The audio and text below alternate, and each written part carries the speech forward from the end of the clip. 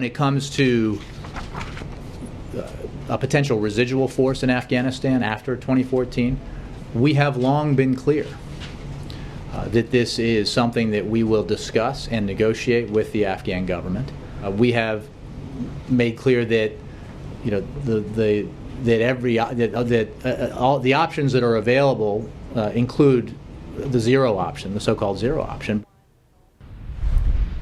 The zero option. That was White House Press Secretary Jay Carney on a possible complete pullout of U.S. troops from Afghanistan. This comes in the wake of a very heated phone call between the president and Afghan leader Hamid Karzai. Wall Street Journal Global View columnist Bret Stephens is here. Bret, foreign policy making by peak?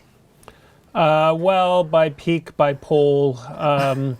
Look, Americans are in an isolationist mood, and I don't think the president feels he has anything to lose politically by fully withdrawing our forces from Afghanistan. What we have to lose is strategic influence in a region where thousands of American servicemen have given their lives or their limbs. We've poured in billions of dollars into this country. And let's face it, we don't like Hamid Karzai. His government may be corrupt, but he's not the Taliban. And Afghanistan has not been a place from which we have been attacked since we took over in 2001. So the idea of fully removing all of our troops and leaving Afghanistan to the tender mercies of the Taliban or the ISI in Pakistan or to the Iranians, to the country's west, is not, in my mind, strategically a wise option. I don't know if you saw that wonderful movie, Charlie Wilson's War. I sure did. We had this glorious victory, and then we messed up the end game, as he put it. Well, we're doing the same thing now. Well, Bret, the president portrays himself as a multilateralist. There are possibility of maybe bringing in the UN or leaving international forces there.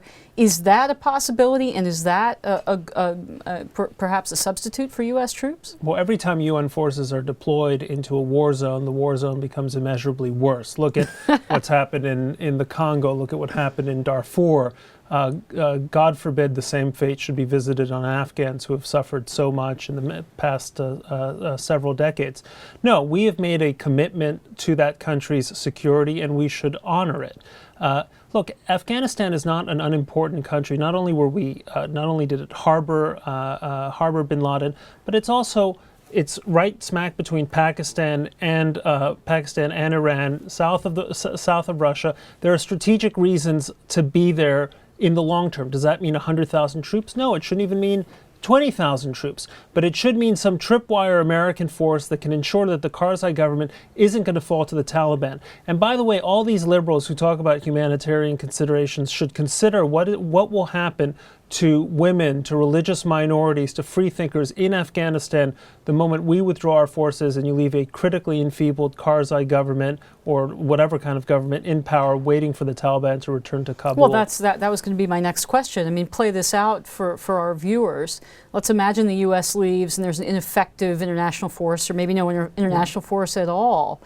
Could the Taliban return to power? What kind of influence would Iran play on the country? Sure. Well, the Taliban is persistent, it's willful, and it has the support of elements of the Pakistani military establishment, if you will. And if they don't return to power throughout all of Afghanistan, they never held power in all of Afghanistan in the first place. There was always the Northern Alliance.